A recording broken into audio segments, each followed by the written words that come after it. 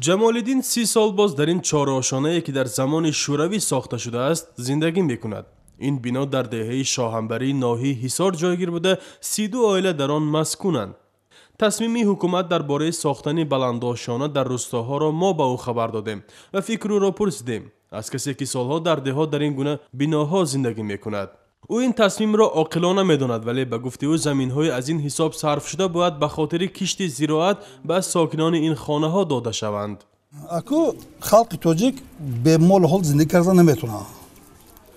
اگر مثال بلند شدم کنم باید اون گر زمین تن مثال خلق برای مال حال کردن شرایط کنن میشه. شرایط اینش هم تام بشار کرده. با زندگی خلق بهتر بشه. نه که مسئله آب میدونم که از بین ده همه. بر اساس یک گن پلان که بازسازی شهر و نواحی کشور را در نظر دارد، امسال در مرکز جماعت‌ها و دهه‌های نسبتاً بزرگتر ساختمان بناهای از 3 تا 9 آشانه آغاز خواهد شد. مقامات تاجیک گفتند که این تصمیم در پی طلبات از حد زیاد برای زمین و تأمین اهالی با جای زیست گرفته شده است. اینچنین می‌خواهند با بنیاد بلندآشانه‌ها از ساختمان خانه‌ها در زمین‌های کشت جلوگیری شود. امروز ما باید در محل‌ها نقشه مفصلی همین محل را کرده در شهر و نواحی اگر در 12 ساعت 2 عائله جای کنیم ما حساب کردیم در 12 ساعت قریب 48 عائله را جای کرده میتوانیم اگر خانه بلندآشانه بنیاد کنیم. کارشناسان میگویند برنامه بنیاد بلندآشانه‌ها در صورت موفق خواهد شد که دولت در خریدن بلندآشانه‌ها به ساکنان دهات امتیاز بدهد. از نقطه نظری تشکیل کردن آنها مرکبی ها دارند. سیستم گرمکنی، شبکه آب نوشاکی و خصوصا شبکه بردن و جمع کردن و تازه کردن پرتو آب ها این تنها خاص شهر می باشند.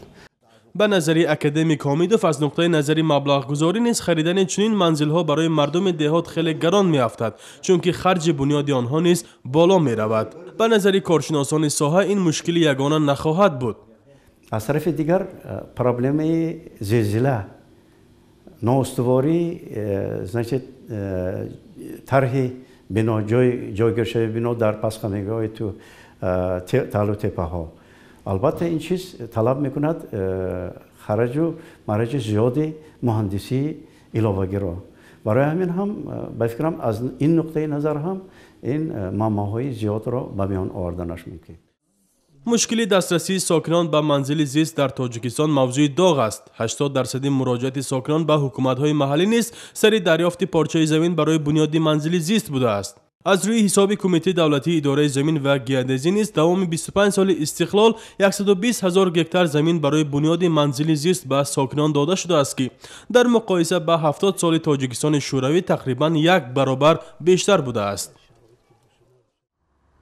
حالا یگانه راه برای نجات زمین از غصب ساکنان و حل مشکل دسترسی ساکنان به منزل را مقامات در بنیاد بلندآشانه‌ها در دهات می‌بیند، ولی معلوم نیست که با کدام شیوه و کی انجام می‌یابد.